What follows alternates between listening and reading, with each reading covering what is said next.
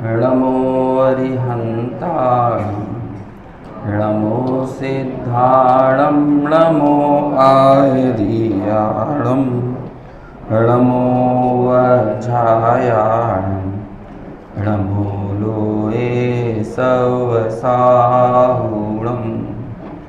मङ्गलं भगवान् वीरो मङ्गलं गौतमो गणि मङ्गलं कुन्दकुन्दाद्यो जैनधर्मोऽस्तु मङ्गलम् सर्वमङ्गलमाङ्गल्यं सर्वकल्याणकारकं प्रधानं सर्वधर्माणां जैनं जयतु शासनं जैनं जयतु शासनम् एष सुरासुरमणुषिं वन्दितं दोदघायिकं ममलं प्रणमामि वर्धमानं तीर्थं धम्मस्य कर्तारं शेषे पुण्यतीर्थये ससर्वसिद्धे विशुद्धस्वभावे समणेयाणानदंसन्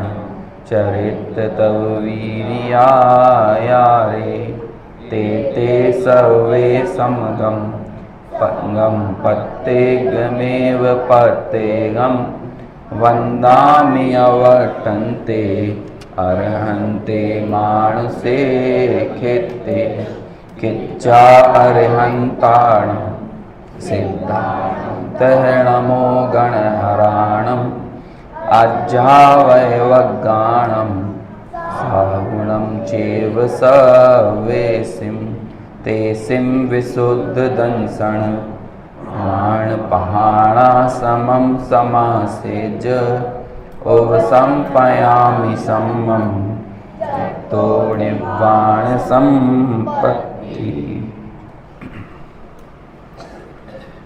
प्रवचन सार ग्रंथादिराज गाथा 116। जगत में जितनी भी ये पर्यायें दिख रही हैं, मतलब जो कुछ भी संसार का फल जो इन पर्यायों में अभिव्यक्त हो रहा है, पर्यायों के संयोगों में नज़र आ रहा है, ये सब मोह की क्रिया का फल है। और उसे यहाँ पर आचार्य ने लिखा कि ये सभी जीव के ही स्वभाव से निष्पन्न हैं। स्वभाव का अभिप्राय यहाँ पर लिया कि विभाव स्वभाव से निष्पन्न है, क्योंकि रागादि करने रूप ये जो विभाव रूप स्वभाव है ये भी जीव का ही है। और उसके लिए ऐसे भेद किए कि जब ये जीव अकेला यानी एकाकी है, मोह के मिलन से रहित है, उस काल में जीव की वह जो चैतन्य क्रिया है, चैतन्य विशिष्ट परिणाम है, उस चैतन्य विशिष्ट परिणाम का कोई फल नहीं है, यानी वो अफल है। कोई फल नहीं है मतलब किस फल को देने वाला नहीं है? संसार के किसी फल को देने वाला नहीं है। संसार की 4 गतियों को, 84 लाख योनियों को, 5 परावर्तन को, कर्म को, 9 कर्म को, जो कुछ भी जगत में दिखाई दे रहा है हमें, इन सभी फलों को देने वाला नहीं है। और जो ये फल दिख रहे हैं ये किसके परिणाम स्वरूप हैं? कि वो चैतन्य विशिष्ट परिणाम जब वह मोह के मिलन से युक्त हुआ, जीव जब मोह के मिलन से साथ हुआ, है ना। सुबह पहले दिन शायद वो 164वें नंबर का जो कलश चला था उसमें भी ये बात आई थी कि जीव का जो बंध है वो किससे है? कि कार्माण वर्गणाओं के कारण बंध है क्या? तो कहते हैं वो नहीं है। एक और क्या लिया था? पर द्रव्य को क्या किसी जीव की हिंसा के कारण बंध है, घात होने के कारण बंध है, तो ऐसा भी नहीं है। योग की क्रिया के कारण बंध है, ये भी नहीं है। यदि ऐसा मान रहे हो तो ये अध्यवसान है ना। और यही अध्यवसान को आगे जाके क्या कहा? ये लड़की बता रही है, मतलब वाकई में कई बार ऐसा लगता है ना, बुद्धि की जो सूक्ष्मता को पकड़ने की सामर्थ्य वो जो युवावस्था में होती है, युवावस्था में भी समझ लो कि वो 8-10 साल के बाद से लेकर 23, 24, 25 साल तक, वैसी सामर्थ्य हमारी आगे जाकर घटती चली जाती है, क्योंकि हमारा मोह बढ़ता चला जाता है ना। एक ऐसी बहुत पहले मैंने कोई पिक्चर देखी थी,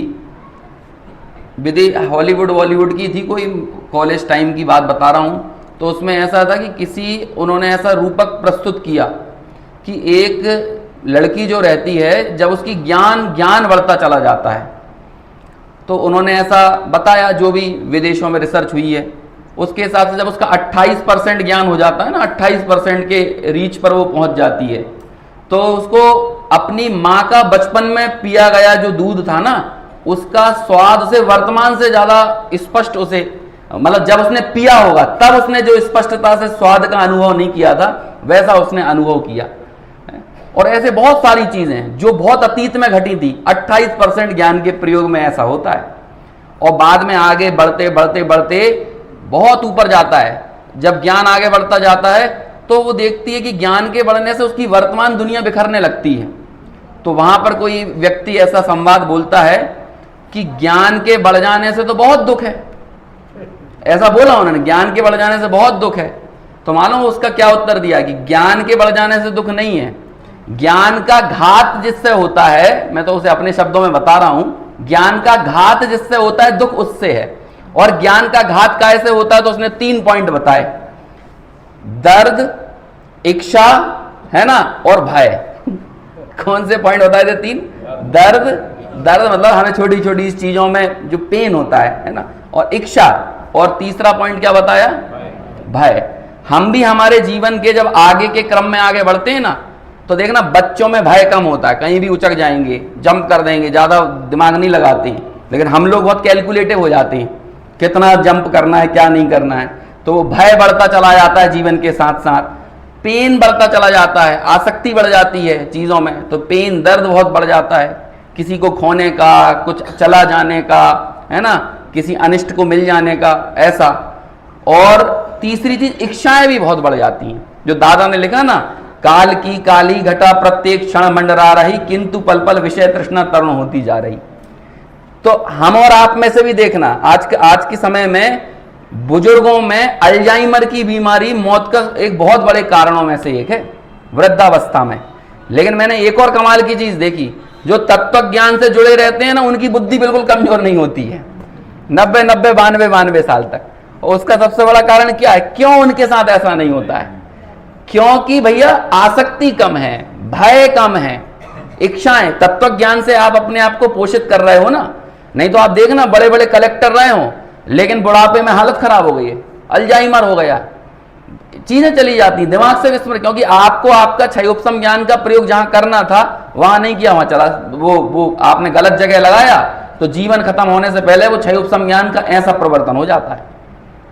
तो ये जिस तरह से चीजों को पकड़ते हैं ना, उसका एक बहुत बड़ा कारण है कि इतनी स्पष्टता से। अभी जो ये पकड़ रहे हैं, अपन तो सोच रहे हैं बच्चे हैं, लेकिन यही चीज अभी जो इन्होंने ग्रहण की है ना, ये इनके लाइफ टाइम रहने वाली है। इसी चीज में परिमार्जन आता चला जाएगा, इसी में परिमार्जन है ना। तो उसने बहुत बढ़िया बताया तीनों पॉइंट, और उसने बताया बंध का कारण क्या है? अध्यवसान, राग। यहां पर भी कह रहे हैं कि ये जो संसार का जो भी फल मिल रहा है, उसका एकमात्र इकलौता कारण क्या है? कौन सी क्रिया सफल है?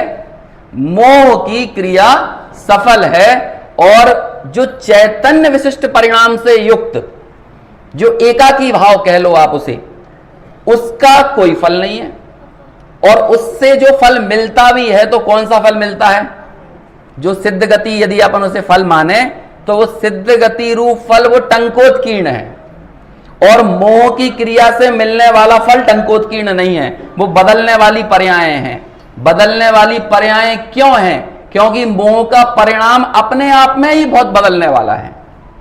मुझे तो लगता है दुनिया में राग से ज्यादा झूठी कोई चीज नहीं है। मैं ऐसे अनेक लोगों को जानता हूं कि बिल्कुल मेरे व्यक्तिगत जीवन से जुड़े हुए एक ऐसे रिश्तेदारी हैं, रिलेटिव हैं, उन्होंने अपने पूरे परिवार के अगेंस्ट जाकर विवाह किया, है ना, बिल्कुल परिवार से पृथक। और पहले वो अपनी पत्नी के बारे में ऐसा लिखा करते थे जब बर्थडे वगैरह आता है ना, कि वर्ल्ड्स बेस्ट वाइफ, ये वो फलाना ठिकाना, फेसबुक और सब जगह डाला करते थे, है ना। काल की कुछ ऐसी घटनाएं घटी कि कुछ सालों बाद, 4-6 साल बाद वो एक्सपायर हो गई, है ना, पत्नी। बाद में 11 महीने बाद ही, उनका छोटा सा बेबी हो गया था, तो 11 महीने बाद ही उन्होंने दूसरा विवाह कर लिया, है ना। अभी व्यक्ति बदल गया है लेकिन स्टेटस वही है। अब इस पत्नी के लिए लिखने लगे हैं वर्ल्ड्स बेस्ट वाइफ। अब आप बताओ कौन के लिए मरने और जीने की अपन कसम खाते हैं? मैं इसके लिए हूं, मैं उसके लिए हूं। ये सबसे झूठापन है, सबसे झूठापन। मैं तो क्या बताऊं, हम सबको ही भूल जाते हैं। हमें अपने आप से, आज तो भाई साहब बता भी रहे थे, अनिल जी भाई साहब के सुबह के व्याख्यान में आया था ना, कि जिसमें हमें आगे की जरूरत महसूस होती है, हम उससे ही अपना मतलब रखने के लिए जाते हैं। अब वो उन्होंने रावण और सीता का भी एग्जाम्पल लेके बड़ी सुंदरता से बताया कि भाई वो सीता का जीव भी रावण से मतलब रखने गया, मंदोदरी को नहीं पड़ी थी, क्योंकि उसे मालूम था भैया हमारी तो बाद में इनके साथ कुछ ना कुछ अभी चलना है। अभी हम गणधर और तीर्थंकर बनने तक का हमारा संबंध अभी रहना है संसार में, तो यहां से मामला सेट रखो, डैमेज कंट्रोल करके, है ना। तो ऐसे ही हमारा भी है, ये जितना व्यवहार अपन निभा रहे हैं ना, ये कुछ ऐसा ही है। इंसान यदि थोड़ा सा भी गंभीरता से एकांत में जाकर सोचेगा ना, तो वो पाएगा कि सारे संबंधों में उसके निहित व्यक्तिगत हित वो ही छुपे हुए हैं, और स्वयं के व्यक्तिगत हितों में कोई आत्मकल्याण नाम का हित नहीं है। पहली चीज तो हमें ये मालूम ही नहीं है अपना कार्य क्या होता है, लेकिन हम जिससे भी मतलब रखते हैं तो अपना कार्य सिद्ध करने के लिए रखते हैं। अब टोडरमल जी से पूछो अपना कार्य क्या होता है। अभी ये चर्चा चल रही ना शाम के समय, इसी में आगे जाकर टोडरमल जी लिखेंगे, वो शास्त्र पढ़ता है। अभी हालांकि चर्चा आ भी गई, मेरे हिसाब से कल शायद पढ़ भी लिया वो सारा प्रकरण, कि शास्त्र पढ़ता है, वांचता है, प्रश्नोत्तर करता है, वो सारी चीजें ऐसे बताते चले गए, है ना। फिर एकांत में विचार करता है, पढ़ता है, विचारता है, समान बुद्धि वालों से पूछता है, प्रबल युक्ति कौन है, निर्बल युक्ति कौन है, ये घटाता है। और वहीं पर एक लाइन लिखी, क्योंकि इसे अपना कार्य करने का हर्ष बहुत है। तो पहले ये पता दो अपना कार्य कौन सा है, अपना कार्य क्या है। अभी अपन लोक में अपना कार्य क्या मानते हैं? थोड़ा सा 10, 20, 25, 50 हजार का फायदा हो जाए तो वो अपना कार्य लगता है। थोड़ा सा प्रशस्ति पत्र मिल जाए, मान पत्र मिल जाए, 40-50 लोगों में थोड़ा सा सम्मान हो जाए, मेरे लिए तालियां बज जाएं, ये मुझे अपना कार्य लगता है। लोगों के बीच में थोड़ा सा एक विशेष पेपरों में नाम आ जाए, अखबारों में आ जाए, टीवी में आ जाए, पैम्पलेट लग जाए, होर्डिंग टंग जाए, पद, पैसा, प्रतिष्ठा, कहीं का मंत्री, कहीं का अध्यक्ष, कहीं का सचिव बन जाए, ये अपना कार्य लगता है। और ये छोटी छोटी सी चीजों को साधने के लिए ये सारी जद्दोजहद करता है, दूसरों का भी प्रयोग करता है, अपने घर के रिश्तेदारों का प्रयोग करता है, रिश्ते नातों का, पत्नी का, बच्चों का भी। उसके भीतर भी जाके देखोगे ना तो वहां भी उसका ये निहित स्वार्थ छुपा हुआ है। इसलिए ये राग से झूठी कोई चीज नहीं है, बहुत गलत फहमी में मत रहना। साधर्मी का रिश्ता जो है ना, वो ही वाकई में लॉन्ग टर्म तक टिकने वाला है, वो कभी खत्म नहीं होता। इतना अच्छा रिश्ता है, मोक्ष जाने के बाद भी खत्म नहीं होगा। क्यों? क्योंकि सब साधर्मी एक साथ वहां पर टिके रहेंगे, और वो साधर्मी अपने साधर्म के कारण, साधर्म मतलब रत्नत्रय धर्म के कारण, जब रत्नत्रय धर्म टिका रहेगा तो रत्नत्रय वालों के साथ मेरा रिश्ता भी टिका रहेगा। रत्नत्रय में प्रीति की, वास्तव में साधर्मी के प्रति प्रीति है, अन्य किसी उपाय की प्रीति नहीं होती है। और उस रत्नत्रय के प्रति प्रीति के भाव में हम साधर्मी के लिए जो अन्य व्यवस्थाएं बनाते हैं उसे उपचार से वात्सल्य कहा जाता है। लेकिन वास्तव में निश्चय से वात्सल्य तो क्या है? वो जो रत्नत्रय के प्रति प्रीति है ना। ना धर्म ही धार्मिको, ना धर्म धार्मिको बिना। कोई धर्म का आप एग्जिस्टेंस बता सकते हो कि बिना धार्मिक व्यक्ति के कहीं धर्म पाया जाता हो? हवा में धर्म होता है क्या किसी? रत्नत्रय को प्रस्तुत करने के लिए, रत्नत्रय को साकार करने के लिए आपको कौन को लेकर आना पड़ेगा? आज हिंदुस्तान में बहुत चलता है, भारत माता की जय बोल बोलकर किसी का भी कत्ल कर दो। लेकिन उनसे पूछो भारतीयों के अलावा कोई भारत माता हो सकती है? क्या है भारत माता? तो एक अमूर्त कल्पना है, निराकार है। क्या है भारत माता? इस देश के नागरिक ही भारत माता हैं, और कौन भारत माता है? भारतीय ही भारत है। भारत क्या है? ये जो मैप है ये भारत है। भारत में के प्रति यदि आपके प्रति निष्ठा है भारत में, तो भारतीयों के प्रति निष्ठा ही भारत के प्रति निष्ठा है। ऐसे ही धार्मिकों के प्रति निष्ठा ही धर्म के प्रति निष्ठा है। ये अरहंत, सिद्ध, आचार्य, उपाध्याय, साधु, ये कौन है? ये धार्मिक हैं। धार्मिक मतलब जहां पर धर्म चरितार्थ हुआ है, धर्म साकार हुआ है। और ऐसे ही साधर्मी हमारे आसपास इर्द गिर्द तत्व ज्ञान की बात करने वाले, तत्व ज्ञान की अनुभूति का प्रयास करने वाले, तत्व का अनुभव करने वाले, वे सब भी साधर्मी हैं। हम उनके प्रति प्रीति दिखाकर कहां प्रीति दिखा रहे हैं? धर्म के प्रति, रत्नत्रय के प्रति। इसलिए वही रिश्ता टिकता है। इसलिए आप कह लो साधर्मी के प्रति प्रेम यानी स्वधर्म के प्रति प्रेम। और वो स्वधर्म के प्रति प्रेम का मतलब क्या है? चैतन्य विशिष्ट परिणाम के प्रति प्रेम।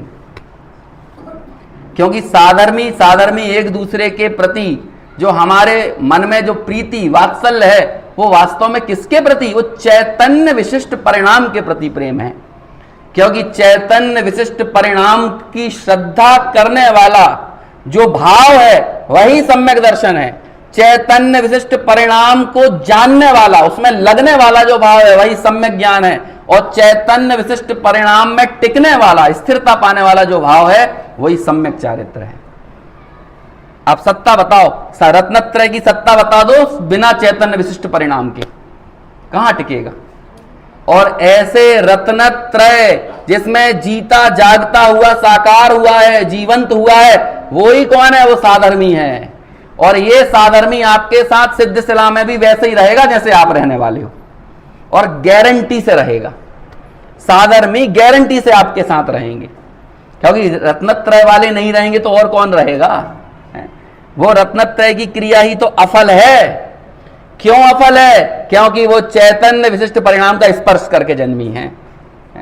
और मोह कैसे जन्मा है? कैसे जन्मा है मोह?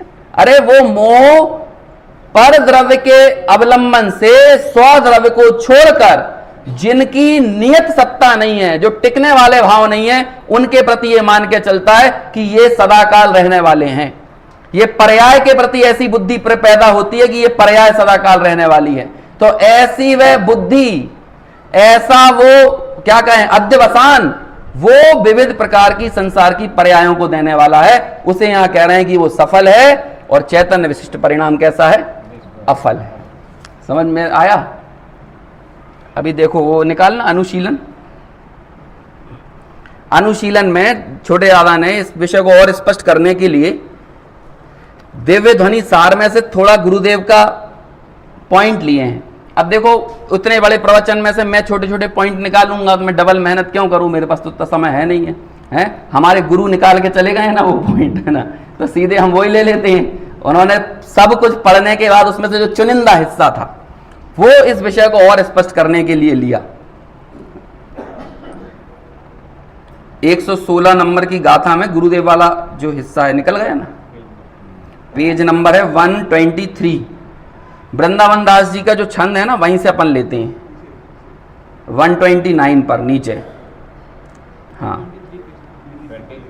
हाँ सॉरी 123 के ऊपर, मतलब 121 क्या वो दो पेजों को एक पेज बनाया ना इसमें, ये दो पेज हैं एक्चुअली। हाँ ये वृंदावन दास जी का, वृंदावन दास जी ने इसकी टीका को पद्यों में उकेरा है। जैसे कलशों को बनारसी दास जी ने पद्यों में उकेरा हिंदी के, ऐसे ही वृंदावन दास जी ने ये काम किया है। देखो ये टीका का ही भाव इस पूरे एक पद में डाला है। ऐसी पर जाए को नाही है जगत में जो रागादि विभाव बिना भई उत्पन्न है। रागादि विभाव क्रिया अफल ना होए कहूं, या को फल चारों गति माही भर मन है। जैसे परमाणु रुच चिकन स्वभाव ही सो, बंद खंड माही तैसे जानो जग जन है। जाते वीत राग आत्मिक परम धर्म सो, तो बंद फल सो रहित तिहु काल धन है।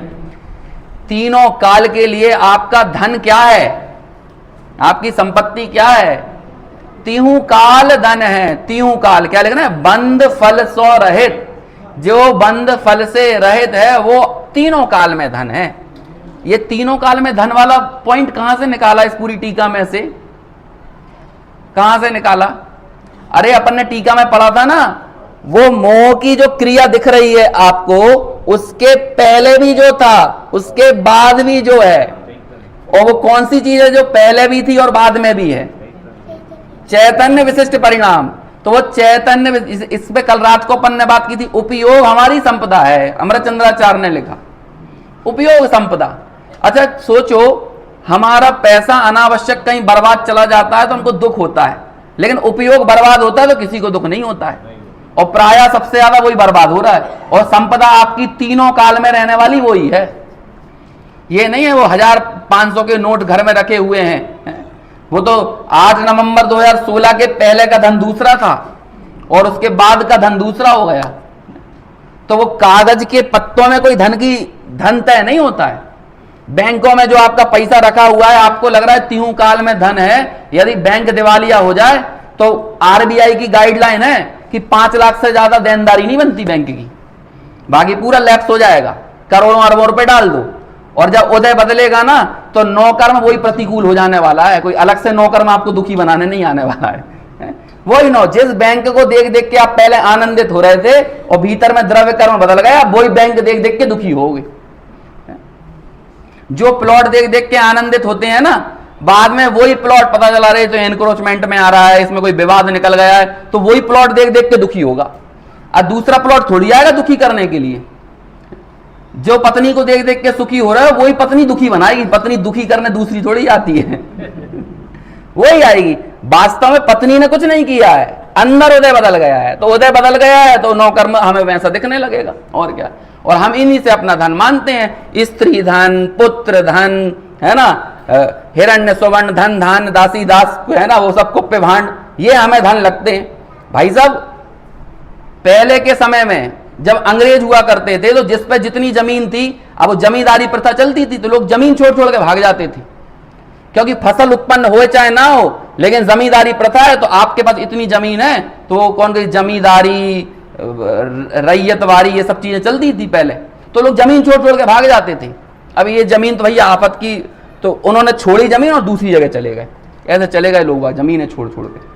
बाद में जब देश में फिर से आजादी आई तो वही जमीनों की फिर से वैल्यू होने लगी, फिर लोगों को समझ में आने लगा। तो क्या हुआ है, वो जमीन जो आपको प्रॉपर्टी लग रही थी वो तीहू काल धन है क्या? जो पत्नी आपको स्त्री धन बोल रहा है वो तीहू काल धन है? क्या धन है? तीहू काल धन है। कौन सी चीज तीहू काल धन है?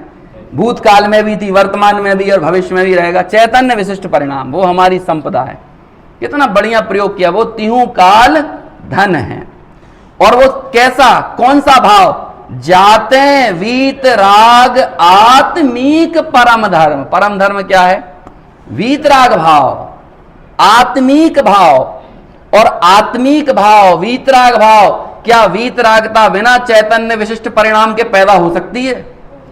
कहां आ सकती है? यदि जब भी जहां भी जिसके भी वीतरागता जन्मेगी, मैं तो कई बार ऐसा कहता हूं कि ये जितने भी बड़े बड़े सिद्धांत हैं ना जैनागम के, बड़ी बड़ी हस्तियां हैं, अरहंत, सिद्धाचार्य, उपाध्याय, साधु, 2400 तीर्थंकर, 7 तत्व, 6 द्रव्य, सारे जो बड़े बड़े सिद्धांत, ये सब बिखरे हुए मोती हैं। चाहे वास्तु, स्वातंत्र, क्रमबद्ध, पर्याय, सब चीजें ले लो आप, इसमें सब बिखरे हुए मोतियों के जैसी हैं, जिनका अपने अपने सेपरेटली कोई वजूद नहीं है, ना तीर्थंकरों का, ना 5 परमेष्ठियों का।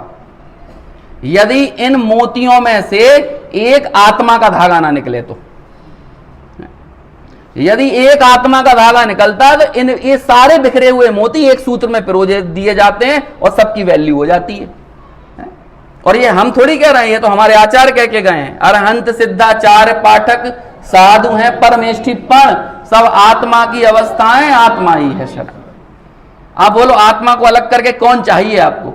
आत्मा को अलग करके अरहंत चाहिए, सिद्ध चाहिए, आचार्य चाहिए, उपाध्याय, साधु कौन चाहिए? क्या चाहिए? क्या वास्तु स्वातंत्र की प्रतीति, क्रमबद्ध पर्याय का निर्णय, ये सब आत्मा के अलावा हो सकता है? गुरुदेव श्री ने खुद ने कहा, जहां स्वभाव के सन्मुख होकर क्रमबद्ध का निर्णय किया जाए वहां भाव बढ़ जाते हैं। क्रमबद्ध के निर्णय से पहले स्वभाव की सन्मुखता को खड़ा किया। अब हटाओ, आप आत्मा को हटा दो और करके बताओ क्रमबद्ध। कर ही नहीं सकते, पहली बात तो होगी ही नहीं। ये साइमल्टेनियसली होने वाली चीजें हैं। ये समझ लो एक सिक्के के दो पहलू हैं। आपने त्रिकाली द्रव्य स्वभाव का निर्णय किया, उसी को पर्याय के एंगल से कह रहे हैं कि पर्यायों के क्रमबद्ध को स्वीकार कर लिया। दो अलग अलग चीजें नहीं है। आप नहीं कर सकते ये चीजें। आप बोल सकते हैं, बता सकते हैं, क्षयोपम ज्ञान में आपकी चीज आ सकती है, लेकिन जो निर्णय की बात है वो तभी आएगी जब स्वभाव के सन्मुख होगा ये जी। और ये सब के सब में लागू होता है, चाहे निमित्त उपादान हो, चाहे अकर्तावाद हो। आपको समझ में ही नहीं आएगा। उस अकर्ता पुण्य पाप की एकता नहीं दिखेगी। और ये आचार्य कुंद ने लिखा 149 नंबर की गाथा में, समय सार में, उसमें एक शब्द डाला सहावरदा। कौन सा शब्द है? सहावरदा। यानी होता है स्वभाव में रत के लिए पुण्य पाप एक है। आप बोल नहीं सकते, मान नहीं सकते। सहावरदा यानी क्या होता है? स्वभाव रतः। स्वभाव में रत होगा तब, नहीं तो वो भिन्न करता रहेगा। पुण्य अलग, पाप अलग, पुण्य अच्छा, पाप बुरा, ये दृष्टि चलती रहेगी। ऐसा वो चैतन्य विशिष्ट परिणाम, ऐसा वो वीतराग धर्म, वो परम धर्म है। और वो परम धर्म ही क्या है? वो ही तीनों काल में धर्म है। वो वीतरागता भी वही है। सर्वज्ञता की अपने में अलग से कोई वजूद नहीं है क्या? सर्वज्ञता की क्या वैल्यू है? यदि उसमें से आत्मभाव को निकाल दिया जाए, चैतन्य विशिष्ट परिणाम को हटा दिया जाए, हितोपदेशी पने की क्या वैल्यू है? समाव शरण में भगवान की क्या महत्व है? आज हम पंडितों की इज्जत करने लगते हैं उनके क्षयोपम ज्ञान के कारण। अरे भाई, वो यथा योग्य भूमि का अनुसार सब होता है ना।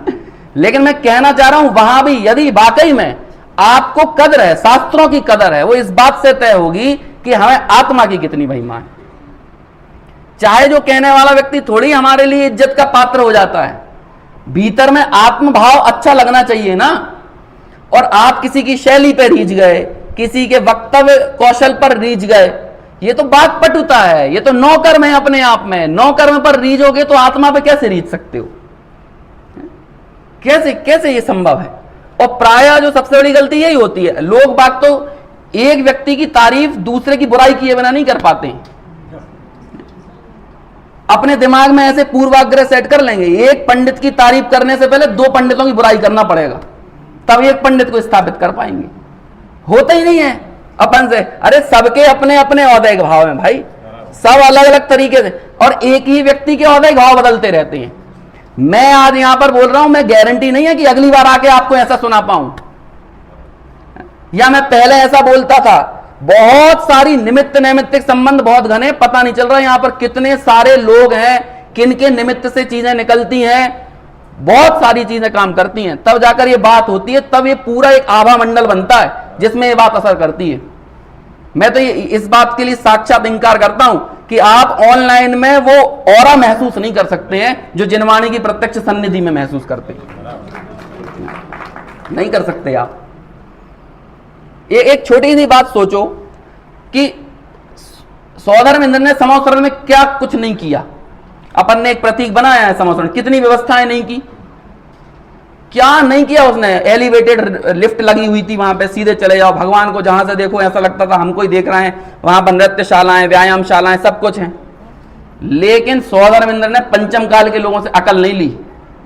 यदि हमसे अकल लेता ना तो हम सबसे कहते घर में बैठो, भगवान की वाणी जूम पे चलेगी। और क्या, इतने बड़े समावसरण की जद्दोजहद करने की जरूरत भी नहीं थी, सीधे घर पे ब्रॉडकास्ट हो रहा है। लेकिन उसे भी मालूम था ये जो जिन श्रुत है ना, ये जो तत्व ज्ञान है उसके हृदय में बैठेगा, जो जिसके जीवन में मिनिमम निष्क्रमण हो। मिनिमम निष्क्रमण का मतलब होता है अपना घर छोड़ना। दुनिया के जो 1 घंटे जिनवाणी सुनने के लिए घर नहीं छोड़ पा रहा, वो निर्गंथ दिगंबर साधु बनने के लिए क्या घर छोड़ेगा? आप बताओ। तत्व ज्ञान में ये कंप्लीट ऑरा बनता है। आप हमको इस पे सुन लो और आप जिनवाणी के सामने सुनो, इसका अलग प्रभाव है। हम यहां पर एक अलग परिणाम से, अलग भाव भूमि से आकर बैठते हैं, है ना? और सोफे पर बैठकर नहीं आएगा वो चीज। मूलाचार की गाथा है, सुख में अर्जित किया गया ज्ञान दुख में सबसे पहले भाग जाता है। गाथा है ये, आप करो, बैठो अच्छे से, बिल्कुल सुख सुविधाओं के साथ, और सुनो बहुत अच्छा लाभ हुआ, बहुत अच्छा, 6 घंटे सुन लो, अरे 6 नहीं 600 घंटे सुन लो। जब प्रतिकूलताएं आएंगी कुछ लाभ नहीं होने वाला है, सबसे पहले निकल के भागेगा वो ज्ञान। ये ऐसे ही सब चीजें थोड़ी हैं, समझो ये तिहु काल धन है, ये तो तत्व ज्ञान है। ये बीच के 9 कर्मों को हटाओ, ये बीच के द्रव्य कर्म पर रीझना बंद करो, ये 9 कर्म पर रीझना बंद करो, मूल तत्व ज्ञान के लिए, है ना, उससे जुड़ो। और वो जब तक मुझे अपने महिमा नहीं आएगी तब तक बीच में किसी चीज की महिमा, इस जो इसके साधन है ना, चाहे वो 5 परमेष्ठी हो, चाहे देवगुरु शास्त्र हो, उनकी महिमा भी नहीं आने वाली है। अब आप एक छोटी सी बात बताओ, गुरुदेव हमें मिले, गुरुदेव के प्रति सच्ची महिमा कब है? कब है महिमा गुरुदेव के प्रति?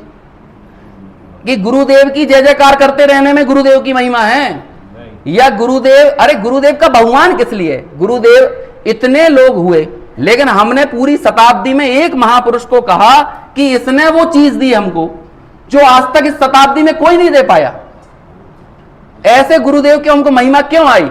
उनके दिए गए तत्व के द्वारा। वो तत्व क्या था? उन्होंने जीवन भर कौन सी चीज दिखाई? चैतन्य विशिष्ट परिणाम, वो दिखाई। आप उस चैतन्य विशिष्ट परिणाम को ना देखो और गुरुदेव के 9 कर्म पर रीझते रहो, तो ये गुरुदेव की महिमा नहीं है। पहली गाथा है समय सार की, उसकी टीका में जो है ना, प्रतिच्छंद स्थान पर सिद्धों को स्थापित किया है ना, तो उसका अर्थ करते हैं गुरुदेव श्री, 19वीं बार के प्रवचन में ही है।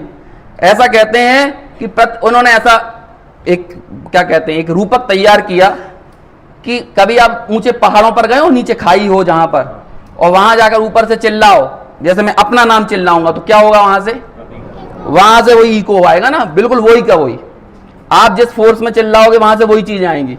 तो गुरुदेव ऐसे भाव विभोर होकर बोलते हैं। ऐसे ही तू भगवान के सामने जाकर बोलता है ना, हे भगवान, तो वहां से भी इको आता है, हे भगवान। समझ में आया? वहां से ये आ रहा है। इस तरह से उन्होंने प्रतिच्छंद का अर्थ बताया, हे भगवान। और उन भगवान की कदर भी तब आएगी जब इस भगवान की कदर आएगी। ये है भगवान। आप इस चैतन्य विशिष्ट परिणाम को परे हटाकर कोई तत्व ज्ञान नहीं समझ सकते हैं, कोई जिन शासन समझ में, जिन शासन का छोटा सा छोटा बिंदु भी ख्याल में नहीं आएगा। आप कितने भी क्षयोपम ज्ञान के स्तर पर विद्वान हो जाओ, लेकिन ये छोटी सी बात, छोटी सी नहीं है, वो बहुत जरूरी बात है, बेसिक बात है, आधारभूत बात है, जिसके ऊपर पूरा जनागम का महल खड़ा हुआ है। आप नहीं कर सकते। आपके लिए ये तिहु काल धन है, ये वीतराग परम धर्म, ये तिहु काल धन है। जब तक ये बात समझ में नहीं आएगी, कुछ समझ में नहीं आने। देखो उसके ऊपर का सबसे पहली लाइन ऐसी, अब क्या बताऊं, मुझे तो पढ़ना गुरुदेव का भाव था, लेकिन वो इसमें ही इतना मजा आ गया है ना, तिहु काल धन है। और ये आखिरी बात है, लेकिन हम पढ़ के जरूर जाएंगे, भले मैं कुछ उस पर बोलूंगा नहीं, लेकिन पढ़ेंगे हम बस। ऐसी पर जाए को नहीं है जगत में, कोई भी पर्याय इस जगत में ऐसी नहीं है जो रागादि विभाव के बिना उत्पन्न हुई है। जितनी पर्याय दिख रही हैं, देखो तत्वार सूत्र का दूसरा अध्याय पढ़ना आप, 6वां या 7वां सूत्र है उपयोग लक्षणम। कौन सा 6वां सूत्र? 7वां, 8वां सूत्र है ना। उस उपयोगो लक्षणम के बाद पहले 7 सूत्रों में तो चर्चा कर दी 5 भावों की, और उसके जस्ट बाद 8वें नंबर पर डाल दिया उपयोगो लक्षणम। और जो इस लक्षण को नहीं जानता उसके बाद वालों के लिए पूरे जीव बता दिए कि कैसे इंद्रियां होती हैं, कैसे योनियां होती हैं, कैसे जन्म होते हैं, कैसे मन होता है ना। सारी चर्चा उसके बाद कर दी। कहते हैं ये सारी की सारी चीजें जो मिल रही हैं ना, योनियां, जन्म, इंद्रियां, विग्रह गति, सब कुछ, सारी चर्चा बाद में, ये उसके लिए है जो उपयोग लक्षण को नहीं जान रहे हैं। उसके लिए सबसे पहले उन्होंने जीव का वो लक्षण बता दिया जो सर्व दोषों से रहित है, और उसके बाद जो विभिन्न पर्यायों में पाए जाने वाले जीव हैं वो दिखा दिए। ये संसार का फल दिखा दिया। उसके बाद एक आध सूत्र में जीव के 2 भेद बताए, संसारी और मुक्त, और उसके बाद पूरी लगातार चर्चा की संसारी जीवों की, और उसमें सब बताया संसारी जीव कैसे होते, कैसा मन, कैसी इंद्रियां, है ना, कैसी विग्रह गति, कैसा जन्म, कैसी योनियां, सब बताया है। लगभग कितने 42-43 सूत्रों में। लेकिन एक छोटा सा सूत्र उपयोगो लक्षणम, इसका नाम है चैतन्य विशिष्ट परिणाम। ये जो तिहु काल धन है, पहले भी है और बाद में भी है। अब इसको जो छोड़ दिया, इसको जो भूल गया, ये जितनी भी पर्याय उत्पन्न हुई हैं उसके लिए क्या कह रहे हैं, ऐसी कोई पर्याय नहीं है जगत में जो रागादि विभाव के बिना उत्पन्न हुई है। सब में मोह मिलन है, मोह का मिलन समाया हुआ है। रागादि विभाव क्रिया अफल ना होए कहू, अरे आपका एक समय का राग भी कभी विफल नहीं होने वाला है, चिंता मत करो।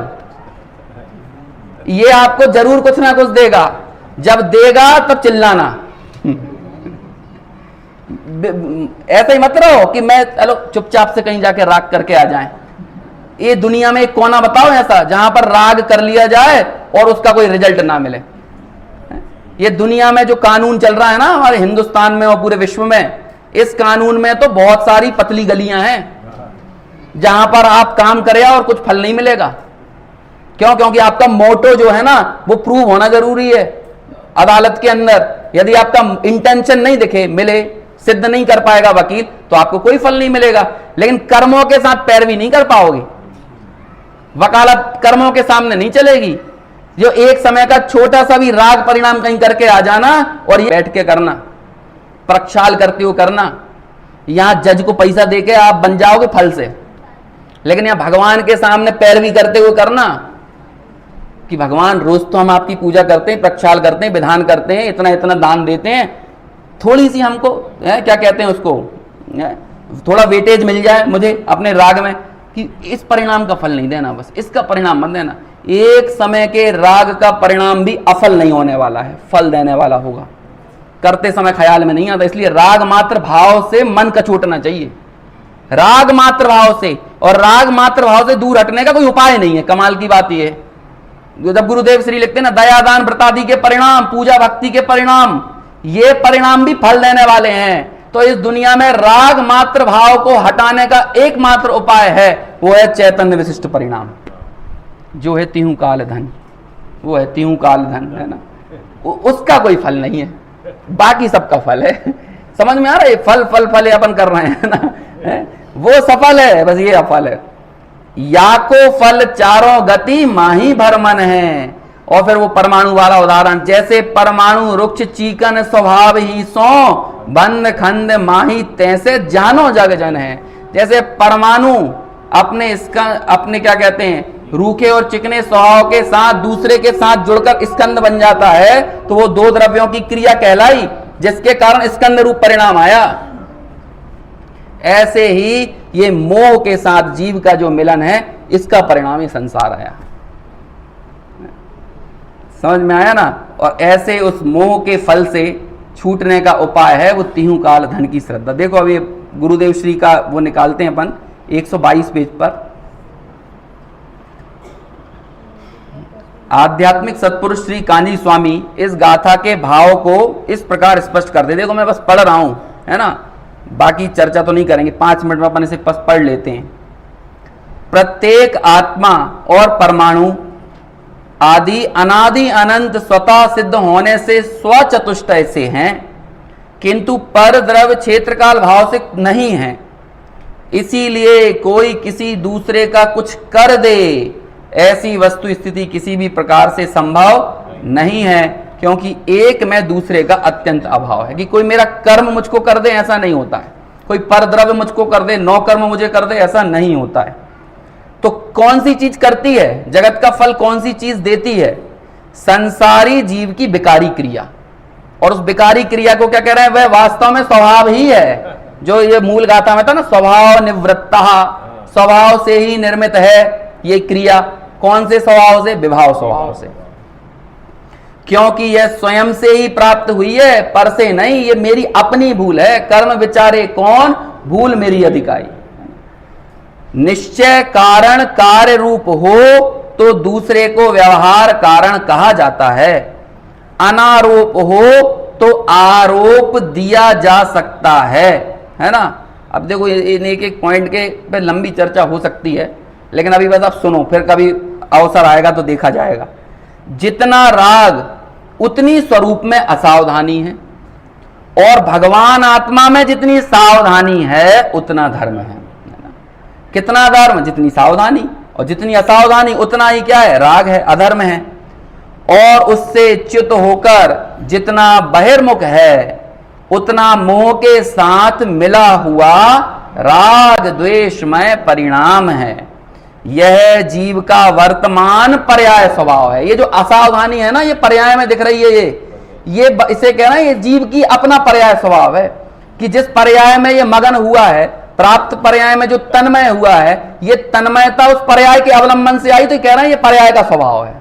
ये राग उसके कारण आया ना, पर्याय में अहम करने के कारण, और ये राग द्वेष परिणाम जीव का वर्तमान पर्याय स्वभाव है। जिस प्रकार दूसरे अणु के साथ जुड़े हुए किसी अणु की परिणति दो अणु के बिना बने हुए स्कंद रूप कार्य को उत्पन्न करती है। स्कंद रूप क्या हो गया? कार्य। ऐसे ही ये संसार की सर्व पर्याय हो गई कार्य। इस कार्य का कारण कौन हो गया? मोह की क्रिया। समझ में आया ना? ऐसा उसी प्रकार वर्तमान पर्याय में स्व को छोड़कर पर भाव रूप मोह के साथ मिले हुए आत्मा को राग की उत्पत्ति होती है, और वह मनुष्य आदि कार्य को उत्पन्न करने वाली होने से सफल ही है। अपने ज्ञाता दृष्टा स्वभाव के साथ अभेद होकर जो अविकारी शांत दशा प्रकट हुई वह परम धर्म कहलाती है, और यह मुक्ति का कारण है। इस क्रिया के उत्पन्न होने से भव नहीं रहता, इस कारण वह गति की निष्पादक नहीं है, किसी गति की निष्पादक नहीं है, संसार का फल नहीं देती, इसीलिए उसे अफल कहा है।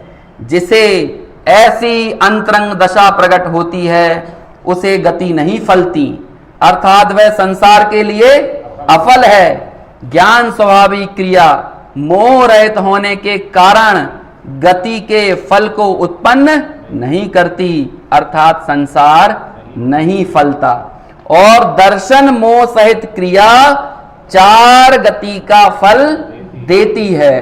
मोह सहित भाव एक प्रकार के नहीं होते अपितु अनेक प्रकार के होते हैं, इसी कारण उनके फल रूप मनुष्य गति, देवगति आदि पर्याय टंकोत्कीर्ण शाश्वत एक रूप नहीं होती अपितु अनेक रूप होती हैं, और मोक्ष गति टंकोत्कीर्ण शाश्वत एक रूप है। ऐसी टंकोत्कीर्ण शाश्वत एक रूप दशा किसके परिणाम से पैदा होती है? चैतन्य विशिष्ट परिणाम के द्वारा। ऐसी वो चैतन्य विशिष्ट परिणाम में ठहरी हुई जो परिणति है, जो कि मोह से के मिलन से रहित है, वो इस जगत में कोई फलदायिनी नहीं है, इसलिए उसे अफल कहा है। ऐसी विफलता की प्राप्ति हम सभी को हो, इसी मंगल भावना के साथ।